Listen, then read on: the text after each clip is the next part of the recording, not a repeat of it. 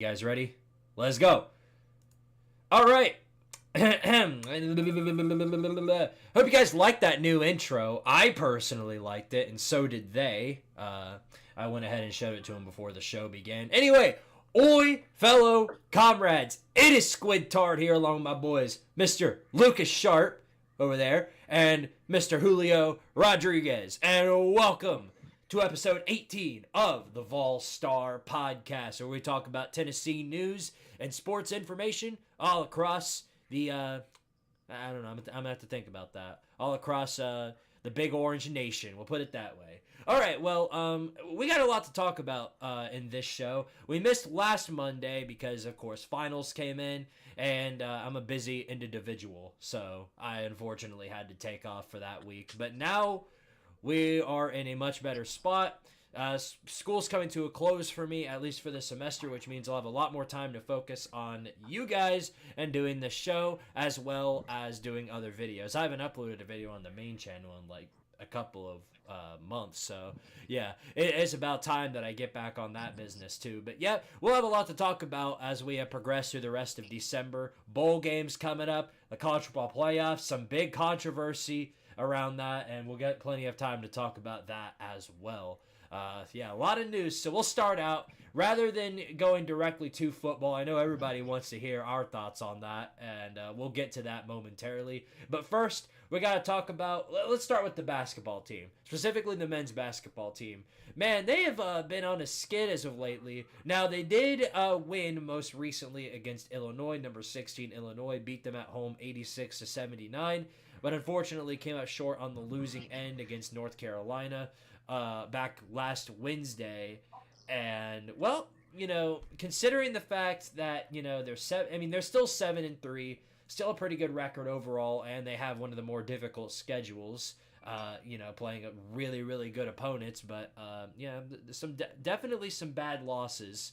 And you know, you had one where you had an offensive skid, and then the other one where you just let the North Carolina score all over you. What's your guys' thoughts on that? Do you think Tennessee rebounded pretty good against Illinois? Yeah, I was gonna say I think we did fine. I mean, our two losses are to the number one and number two team at the time, Yeah, North and back to back Carolina's number 9 right now. So all 3 losses, I wouldn't say they're bad losses. So Right. I mean, you could say we played bad, and we could have. Had we played better, we could have won. But you can say that about any game you lose, really.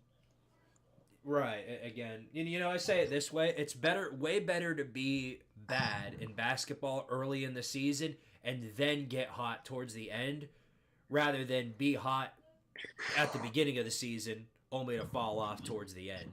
Because when March Madness rolls around, we need Tennessee in full force. Yeah, the thing is, I feel like other than Kentucky, I feel like almost every other SEC team, except for I would say Ole Miss is kind of a sleeper because they got Chris Beard, but because he always seems to make teams better. But other than like Kentucky, I don't know. It seems like the SEC is not that good at the yeah, moment. I mean, Mm-hmm.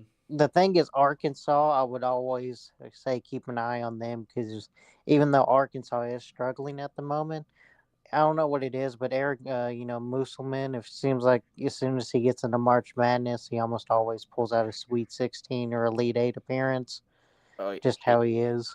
yeah, Eric Musselwoman. He always finds a way to get his team riled up later on in the season. Yeah. Right. Uh, And then Calipari, I mean, Kentucky's almost always pretty solid, so. yeah, they usually recruit pretty well. Kentucky does. Kentucky actually looked pretty good for the most part until they went out and lost to UNC Wilmington. Uh, That's true. Yeah, yeah. Well, I, I, yeah. I, You go I ahead, was gonna, Julio. I was gonna say I did notice something weird.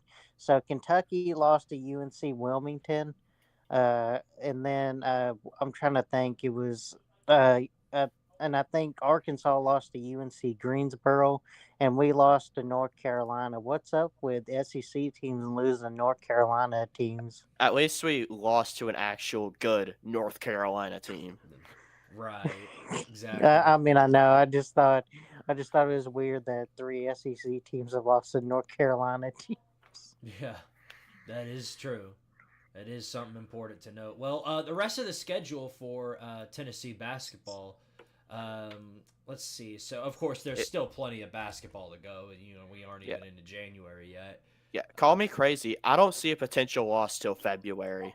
Yeah. Like, I think our schedule looks really favorable right now. Well, it is funny that Julio noted this team, but the first SEC schedule, or the SEC game on the schedule, is Ole Miss on the 6th. Yeah. Well, see, Ole Miss is a weird one because, like I said, Chris Beard. I understand the schedule is horrible, but here's the thing: Chris Beard almost always makes a team really good. Even though I will say he's a piece of shit and probably shouldn't be coaching, but yeah. Let's not get in. I'm not going to get into that on here. And I don't know why. It seems like always in Tennessee basketball, we always struggle to Ole Miss. Yeah, so I'm looking forward to seeing how that pans out on the 6th. That's going to be very interesting. And whatever you guys think about the basketball team, whether they're good or bad or whatever, firstly, before we get to the next topic, I want to go ahead and address Mr. Andrew the Textbook. Welcome to the stream. He says, I personally do not know if I agree that it is good to be bad early in basketball and then get better rather than start good and finish bad.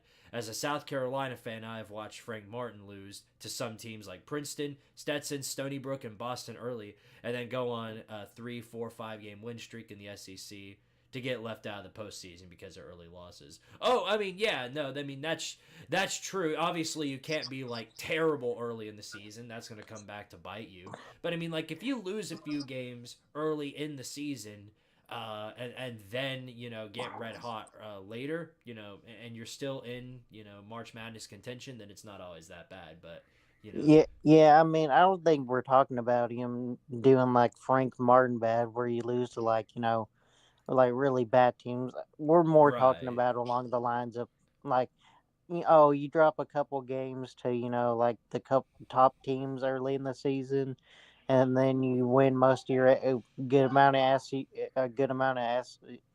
SEC games and win I don't know about 70% of them, and maybe you drop one to I don't know Mississippi State or something. I don't know. Yeah, the guy I just thought of a random team.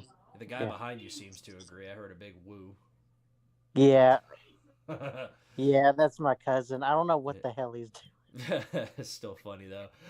So regardless of what you think of the basketball team, one thing is certain, though. I think they're doing a whole lot better as a fan base and a team than the Lady Vols are, man. They've been on a really bad skid as of lately. You lose to, they lost by 20 to Ohio State, lost by a couple in Notre Dame earlier than that.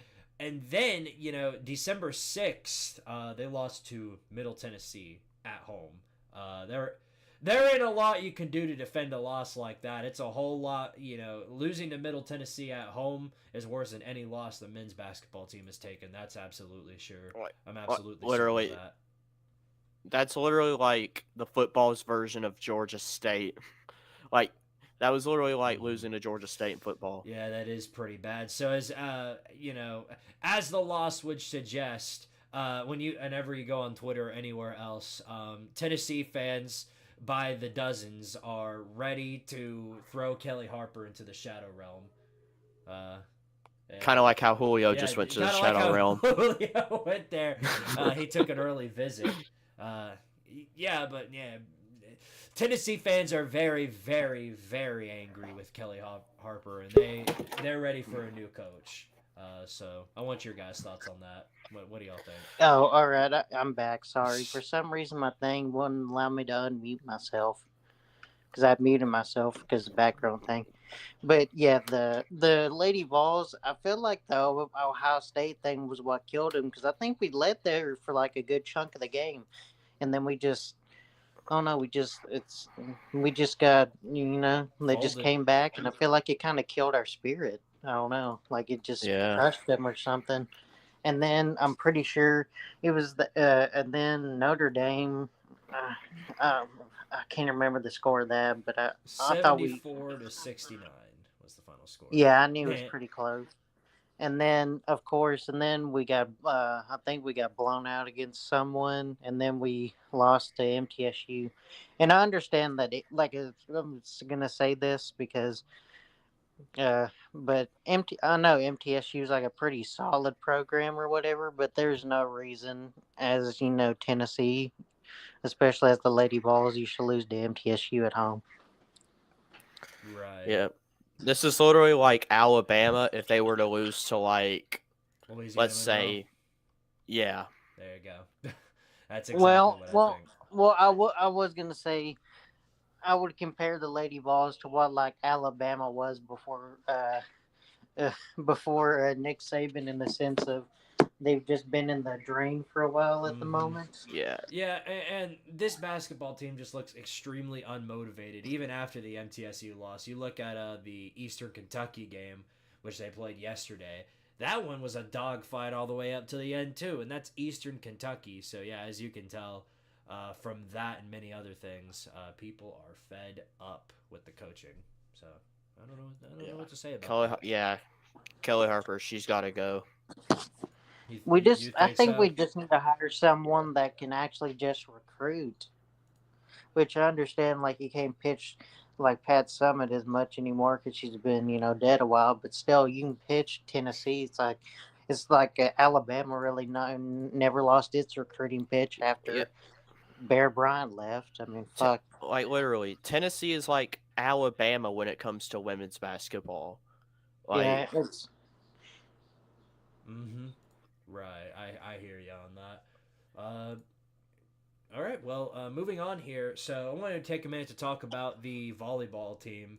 They put up a really good fight a couple of days ago when they went up against the Texas Longhorns, but unfortunately they came out on the losing end. It was a tough fought battle, but they gave it their all, and unfortunately they came out on the losing end of that one. And it seemed crap like the they were bed, yeah. you. It seemed like they were in a fight for the for a championship too. So just you know, at some point, yeah, you're gonna win one. I don't know. Think of it as Michigan. Think of it as Michigan every time they walk into the like a college football playoff semifinals and lose instantly. Or Oklahoma or somebody like that. Eventually, they're gonna get lucky and they're gonna find a way to win one. So just have faith is the way I'd put it. But it is unfortunately a very tough loss to take for the volleyball team. yeah. One thing is, if I had to put my money on like which team will win a championship before anything like on this campus that doesn't involve cornhole, because I think we're like back to back cornhole champs. I think if I remember And correctly, and don't forget is our rugby team. oh yeah, and I forgot our rugby team. I think is I was unless it's those two sports, but like actual NCAA sponsored sports, I'm gonna say Tony Vitello will probably win it. That's where I That would work. Yeah. that's where I put my money. I'd put Tony Vitello right now Let's see. because he's made 2 College World Series appearances in the last 3 years. Like making a College World Series in baseball is basically equivalent to making a Final Four in And they've basketball. got the team to do it again. So Yeah, you got Zane Denton coming back. You bring in like the #1 recruiting class. You bring in Cannon Peebles and uh, this I can't remember what his name was from Clemson. Uh, Billy Amick. yeah, Billy Amick. That's who I remember. Billy Amick. Uh, didn't they all? I mean, I don't know. Tennessee, and plus they have one of the best coaching staffs in the country. I feel like we're probably favored to like win the SEC East this upcoming season. I would put Yeah. I think we're ranked number one in the preseason rankings for SEC. So would not surprise me in the slightest. So we'll see how that pans out. Any other information on? Yeah, well, there isn't much else to talk about with baseball. They haven't even started yet. Yeah, but you best believe I can't wait for when they start. Oh yeah, definitely. So yep. All right. Well, now it's time to talk about what everybody's been waiting for. So the college football season has come to a close. We've got some great surprises, and we haven't made another show since before the championship games, and now that they're all over and the playoffs have been in, let's just say a lot of people are fairly surprised by the results. So, of course, everybody had a feeling Michigan was in. Everybody had a feeling Washington was in. Everybody had a feeling that Texas was in. Although, a lot of people thought that they were going to be 4. But the moment I knew that they were 3, I had a feeling I knew what was coming next, and that was, of course, Alabama coming in that 4th spot. And a lot of people are very, very agitated by that result, including this individual right here. Yep. So, Lucas, break it down for us. What are your thoughts on Bama being in the playoffs? Well, what can I say? How can you leave out an undefeated Power 5 conference champion? I mean, literally, they went undefeated. And people, of course, want to say, well, Alabama, they're 12-1, they're in the SEC. You still can't leave out an undefeated Power 5 conference champion. Florida State went undefeated against the SEC this year, beating both LSU and Florida. And yes, I know LSU is like Alabama's 3rd best win. I get it. But still, you can't leave out an undefeated team. Like, literally, what's crazy is that they left him out basically because of one player in Jordan Travis. Like, they basically said, Florida State was like, why did we miss the playoffs? They're like, oh, because you don't have Jordan Travis. Like, literally, if Alabama had if Jalen Milroe was hurt and they didn't have Jalen Milroe, they would still put Alabama in, even though they wouldn't have him. And even though, literally, back in 2014, Ohio State made the playoffs with a 3rd-string quarterback. Third-string quarterback. Yeah, well, I would say that the reason they made it with the 3rd string and didn't get screwed over is because they absolutely beat the dog shit out of Wisconsin. If you remember that Big 10 championship game, it was 59-0. It was horrible. I remember watching it. It was just a skull dragging. Yeah, but still, you can't leave out an undefeated team. I don't care how crappy your schedule is. I don't care who you have out. I mean, still, it's hard to go undefeated. Like, literally, all Florida State did was win, and they couldn't have done any more. They couldn't have. And I don't know. It's just ridiculous. They could have scored a few more points, but see, and here's the thing. I understand, like, they're back. They had to play with their 3rd string or whatever. But here's the thing: their 2nd string actually started to play good in the last game or whatever before the season, but then he had to go under concussion protocol, and he was going to be back. He was he. I remember they said he was cleared or whatever. Yeah. Also, what I'd like to add is that if you don't notice, on every single playoff selection show, they'd always have the same criteria every single year. But this year, it was a whole lot different. They added if you have injured players or no head coaches, it could affect your ranking. They literally never had that until this year. Coincidence? I think not. They did whatever they could to try to keep Alabama into the playoffs. And I'm not saying that the playoff committee has SEC bias. No. I'm not saying that the playoff committee has SEC bias. I was about to say something if you did. But I will say, though, I have a conspiracy theory. I think Alabama might have paid to get into the playoffs. And you can call me crazy. No. But, literally. I'd be shocked. The whole argument with Bama and the college football playoff committee is in cahoots with the SEC. There's like how many committee members are there? Like what?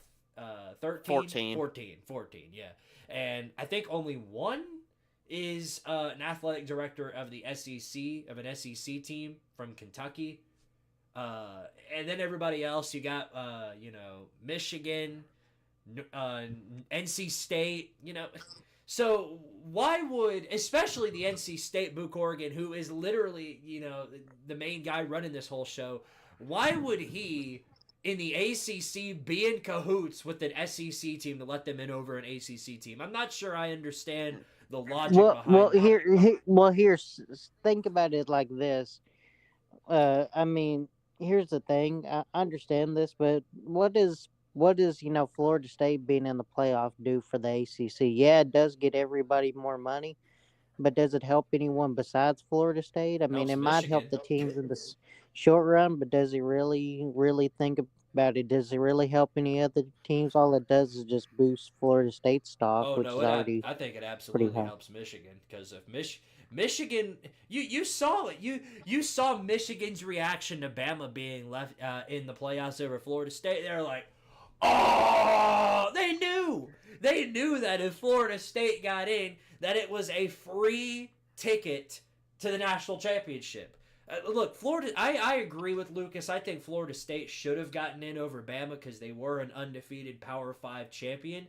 However, I am of the belief, and I still hold this belief, that whoever they played, whether it was Washington, Texas, Bam, whoever they played it was going to be a massacre as bad as like the Michigan State, whoever they played in their bowl game or a playoff matchup, the Clemson Ohio State game. It was going to be one of those games to where it's over. Like the fat lady sings with 59 minutes left to go in the game. Like it's going to be one of those. But I don't know.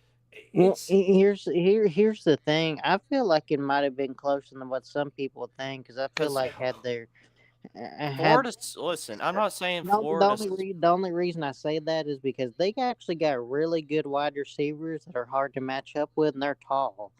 Like Keon Coleman and Johnny Wilson. Johnny Wilson's like 6'7", and then you have Keon Coleman, who's about 6'4", 6'5", and then you have, of course, the tight ends that are also at that height. I just feel like it, and a quarterback that can't give them the ball. especially Michigan's reputation in the college football playoff for guarding wide receivers that are tall and strong. I don't really like it after watching what happened and what TCU did to them last year. And also, I don't know if Florida. I'm not completely 100% sold that if Florida State made the playoffs, they would have been blown out. I feel like they would have lost, but I don't think they would have been blown out. Because listen, Florida State, they have a really good defense. People can, of course, talk trash about Florida State, but Florida State has a really good defense. Do you watch Iowa, Michigan? Just out of curiosity. Yes, I watched Iowa, Michigan. Yeah. You want to see it again? Because that's what it would be. Yes.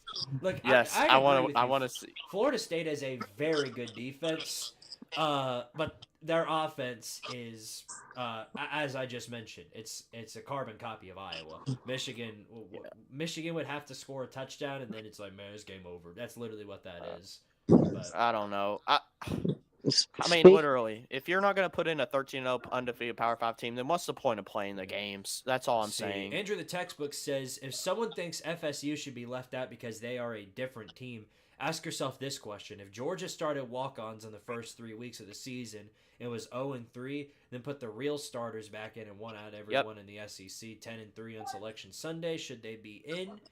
Well, no, you can't do that. And Yep. Another thing. Everybody, of course, wants to say, oh, it should be the 4 best teams. Just letting you know, it's not always been the 4 best teams. It's always been the 4 most deserving teams. Mm-hmm. Like, literally, if it was the 4 best teams this year, then the playoffs would have been Alabama, Michigan, Georgia, and Texas. Because those are the 4 best teams, in my opinion. Because if they didn't do the 4 most deserving, that's what the playoffs would be. Those 4 teams: Alabama, Michigan, Georgia, and Texas. And then we'd have to live with the possibility of Mickey Mouse happening again, which we don't. Sorry. Yeah. I don't know if y'all saw on Twitter, but that was my response after they lost. I just posted a picture of a Mickey Mouse. Yes. Under their you should. Yeah, they hate it when you do that. Yeah. Oh, they hate it.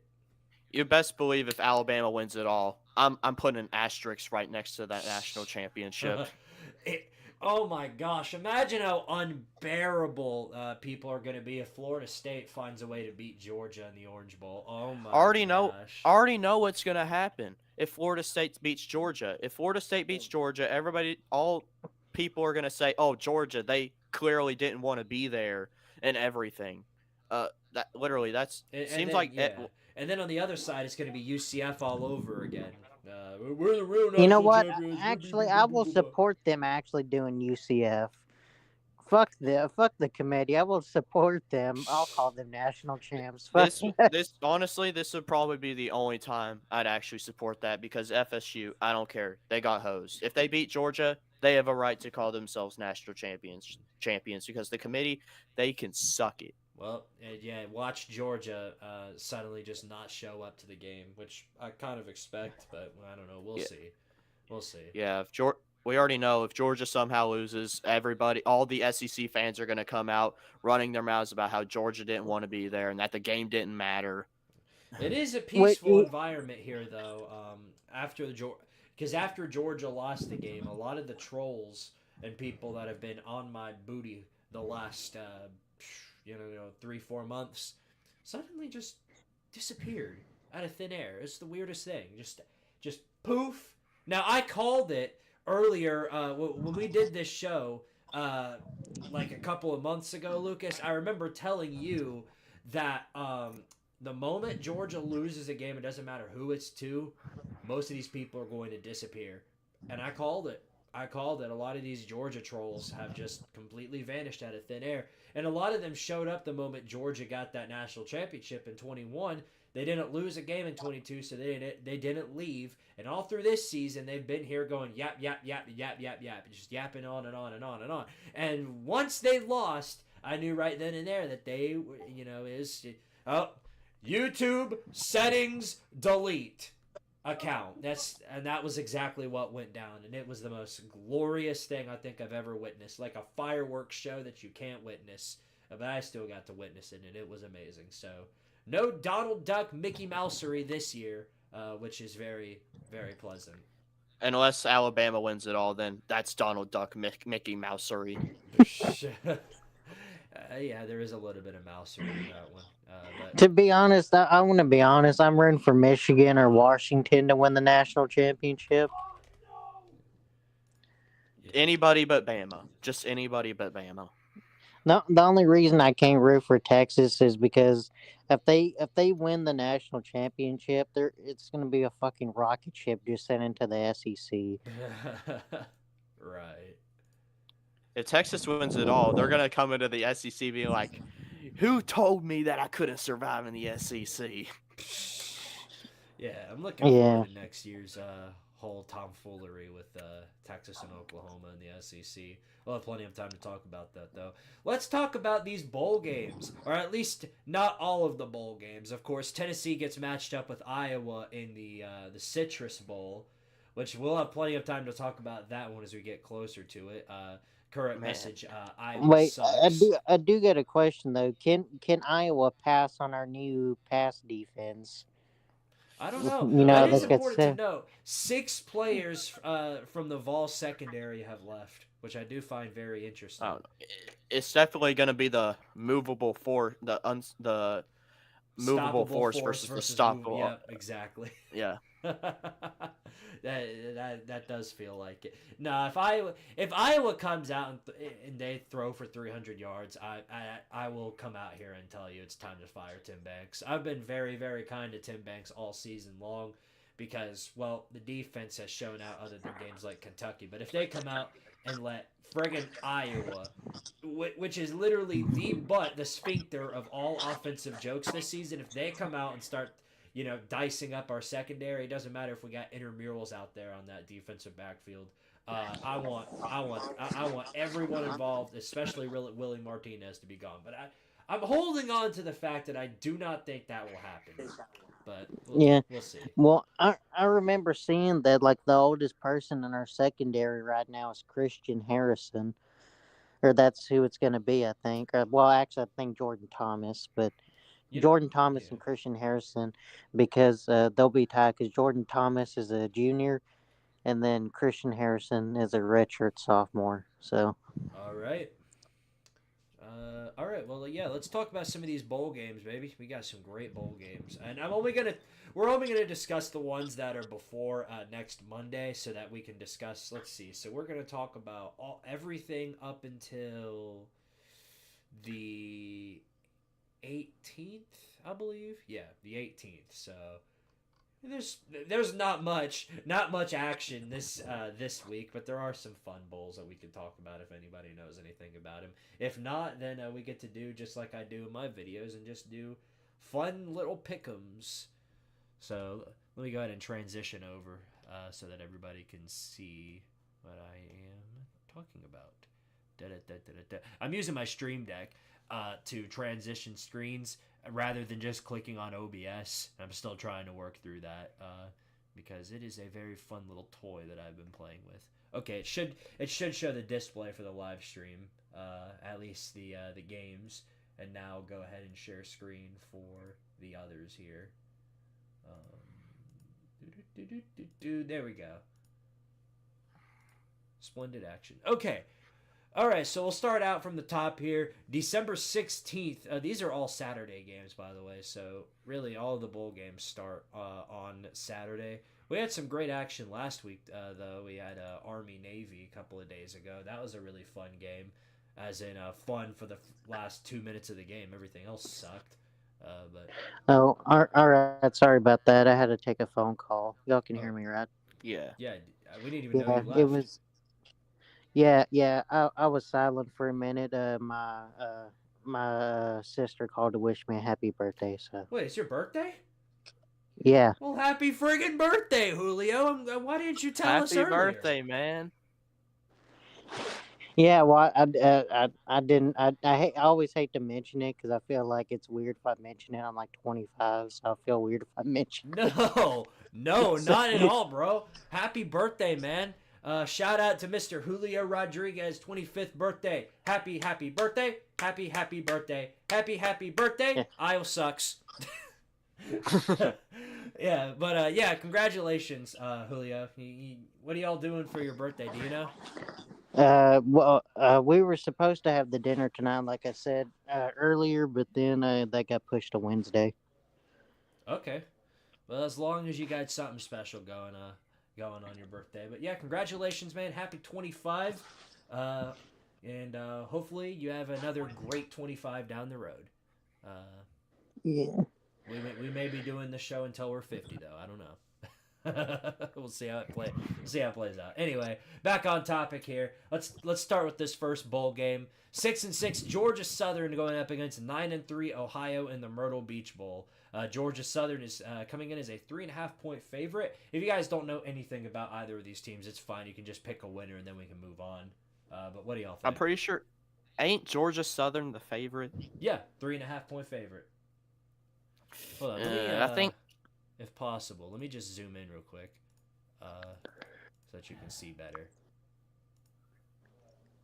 Boom. All right, there we go. All right.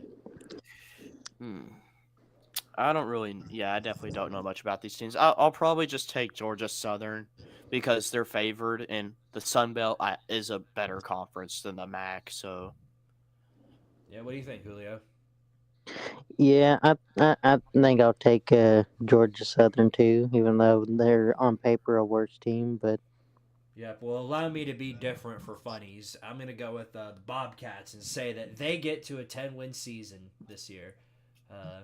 Yeah, pretty good. I don't know if y'all know this, but did y'all know Joe Burrow's dad was I think he was the defensive coordinator at Ohio for a long time. Oh yeah. Oh really? I met that guy back in 2019. Back in 2019, I remember I went to the LSU Auburn game, and one of the guys that said "Go Tigers" to us, he was actually Joe Burrow's dad. Crazy story, I know. But yeah, Squidtard met Joe Burrow's dad. Yeah.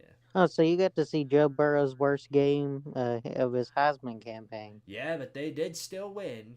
Barely, but they still won.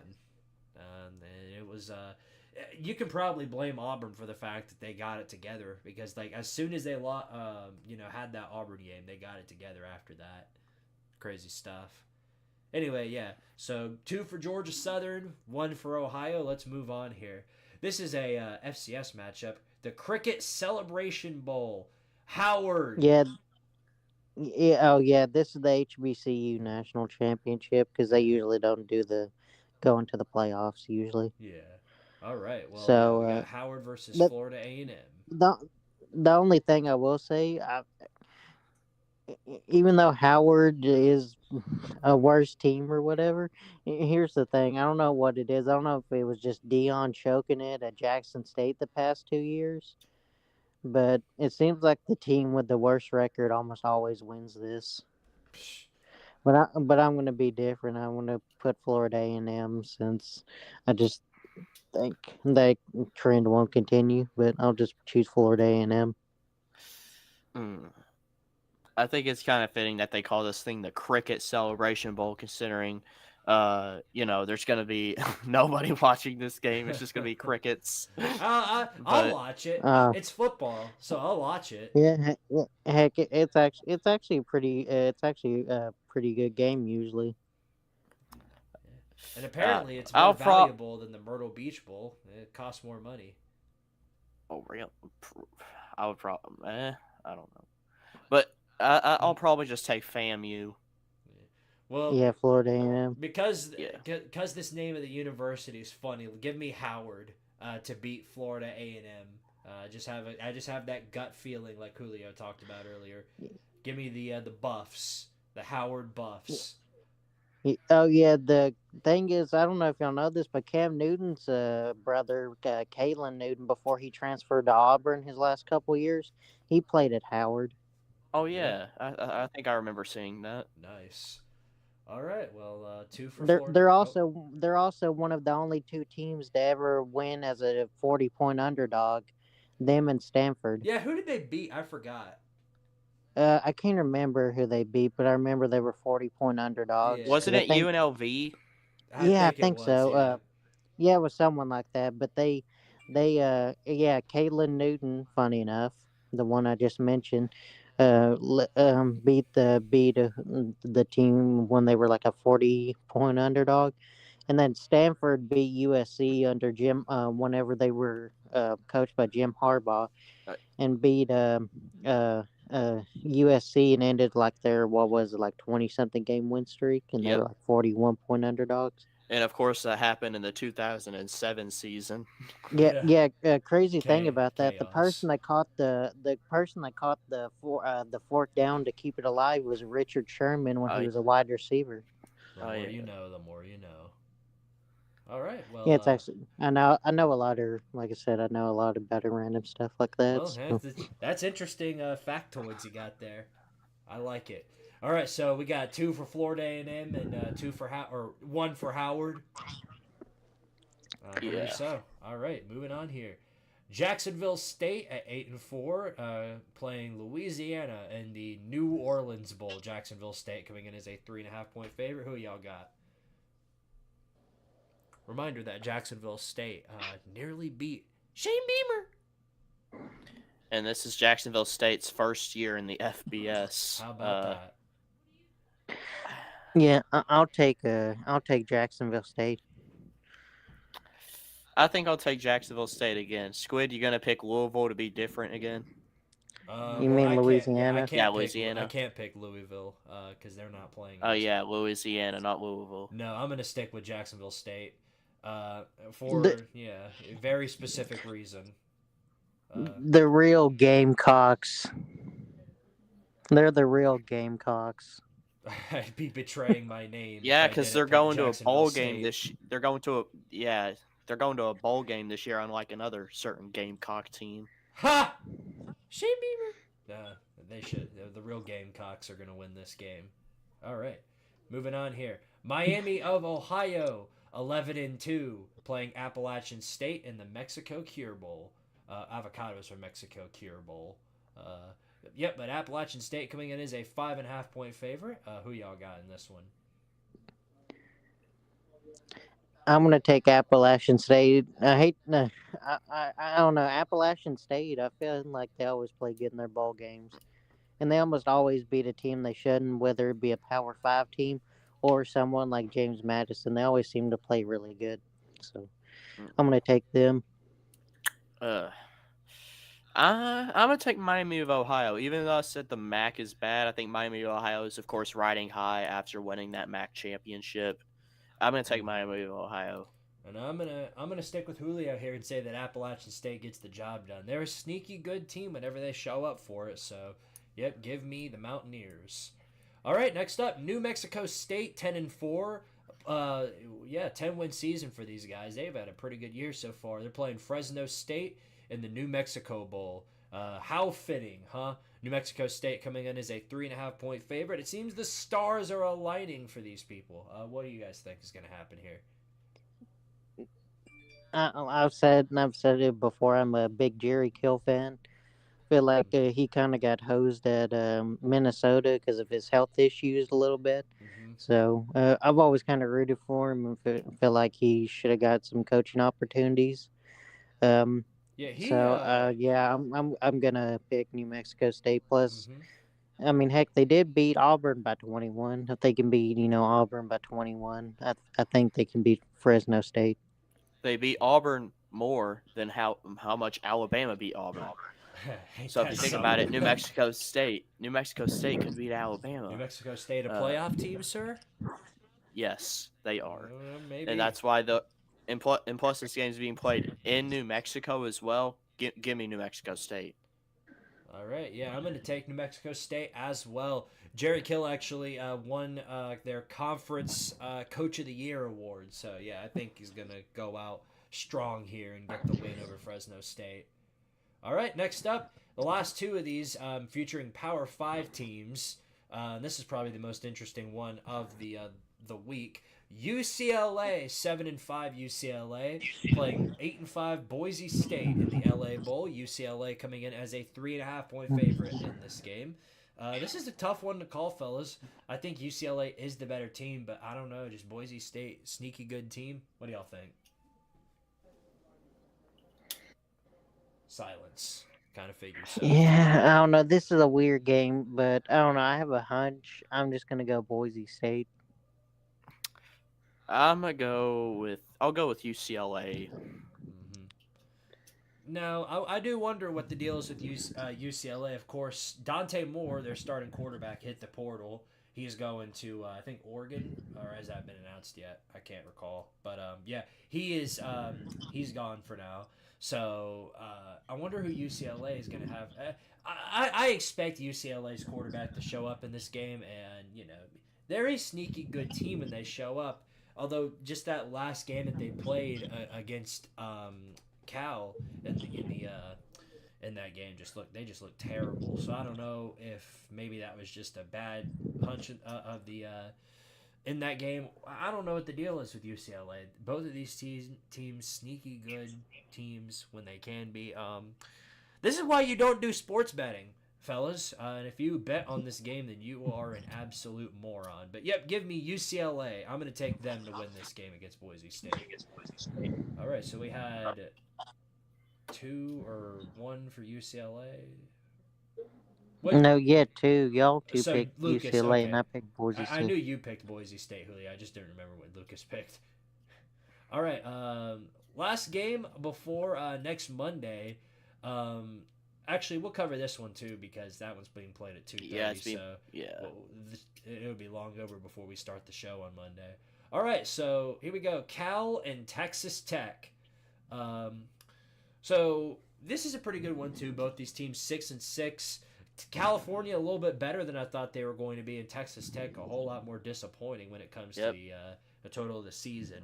Now Texas Tech in this game, the Independence Bowl, coming in as a 2.5-point favorite, and I think they are the better team. And Texas Tech has had some pretty good success in bowl games as of recently, but Cal's been on a pretty good hot streak after that UCLA win. I don't know. What do y'all think is going to happen in this one?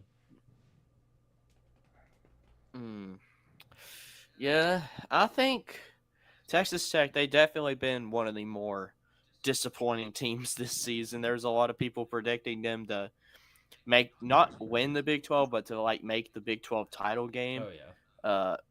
Egregiously disappointing. Yeah, one of the more disappointing teams this year. I think they're gonna finish off their disappointing season with a loss. Give me Cal. Oh. Yeah, I was gonna say give me Cal too. It's 3 for 3. I'm taking Cal as well. I think they're the team that's more on fire and they've got more to play for. So yeah, give me the Golden Bears to get the win. All right, and then the final game. Dang, tickets are $17, guys. What? That is. That's the cheapest tickets of any bowl game, and it's a Power 5 on Power 5 matchup. The only one of all the games that we're covering. They must have a lot more value on these group of 5 teams. That or the fact that it's Cal playing, and there are a total of 3 Cal Golden Bear football fans alive. All 3 of them I can't name. All right. What's up, Roger David? He says, do you do ESPN Fantasy? No, I do not. And I started the first half of the season in 99th percentile, then dropped off the planet. 99th percentile, then dropped off the planet. It sounds a lot like Georgia fans. Or South Carolina fans. You could put either or in that one. Anyway, on to the final game before we wrap this thing up. Western Kentucky 7-5 against Old Dominion in the famous Toastery Bowl. What a name, huh? Old Dominion coming in as 2.5-point favorites. And how about them? They're going to a bowl game. What do y'all think's going to happen here? Any clue? I don't know. This is a weird one too. And as the weather says, apparently it's going to be raining in Charlotte. If it's going to be raining, I'll take Old Dominion because Western Kentucky's air raid. Although Jerry Richardson Stadium, I can't remember. Is that that's not a dome? So no. That's the Panthers Stadium. That's right. Yeah. So it isn't a dome, right? No, it's not a dome. Okay, I thought so. I didn't know the Panthers played in Charlotte. What am I thinking? Okay. Anyway, what do you got? I guess for me, I'll go with the Monarchs of Old Dominion. All right. Well, I am going to go ahead and stick with Old Dominion as well. I think they get their 7th win, and I'm looking forward to seeing how that pans out.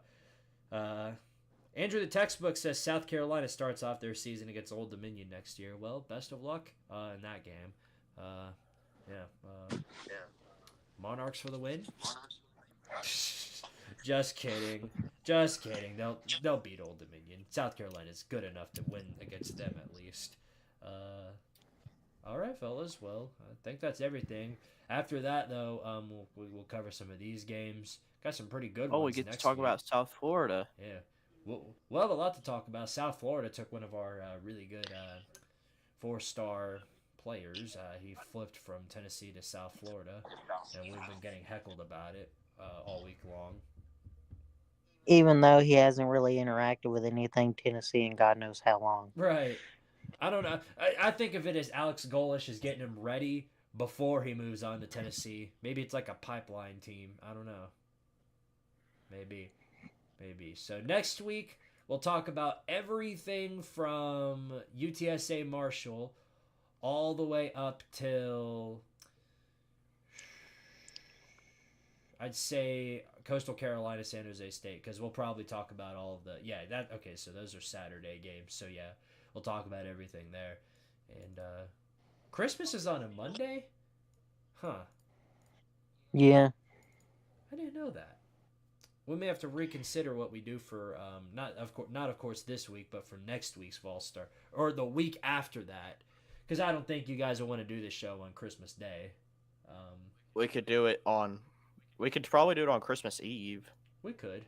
Would y'all want to do that? Yeah, I don't know if I have anything, any dinners or whatever. If I have any dinners at the time, I'll let y'all know. Yeah. Okay. Because sometimes some dinners are late, and then some of those are optional. Like my aunt's or whatever. My aunt lives 2 hours away.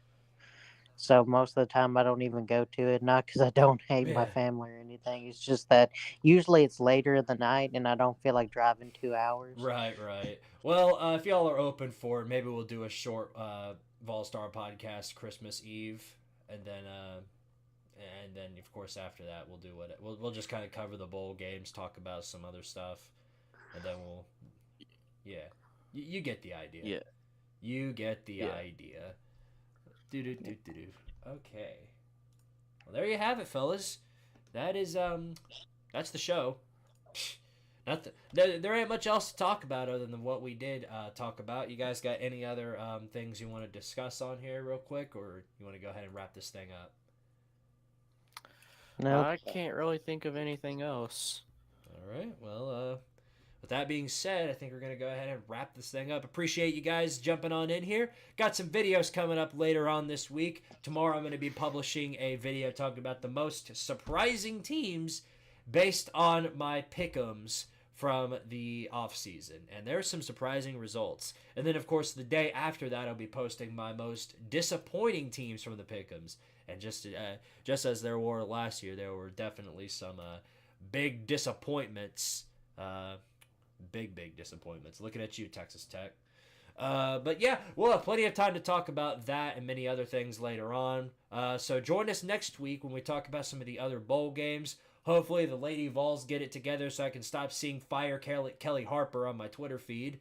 That would be really. I don't think that's going away though. Even if the Lady Vols beat like South Carolina next week, they're not going to stop it. Be like, this is the greatest win of all time. Still Fire Kelly Harper though. That's what I'm at to hear for the next. If they do end up doing anything like that, but they probably won't. We ain't beating South Carolina. Yeah. I was about to say. Maybe not. Maybe so.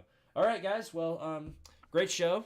And thank you again to the people who jumped on in for the stream. Andrew the Textbook, Roger David, and who's that guy? Squidtard? He's a moderator. Oh, what a buffoon that guy is.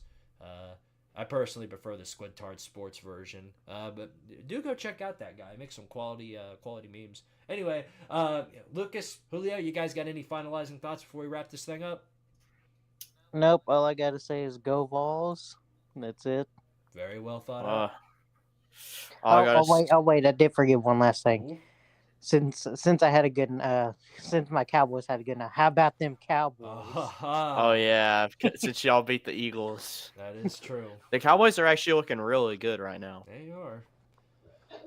Can't say the same for the Titans though, or the Saints. Womp womp. Did you really have to bring up the Titans, bro? I brought up the Saints too. It was I had to fire at both cylinders. That's just the way it is. We both suck. At least we can. At least you're not alone in that in the misery. Yeah. All right. Well, that being said, we'll check with you guys later on, and thank you guys again for watching. We'll see you guys next week when we do the Vol-Star podcast. And as always, power to Tardaria and go Vols.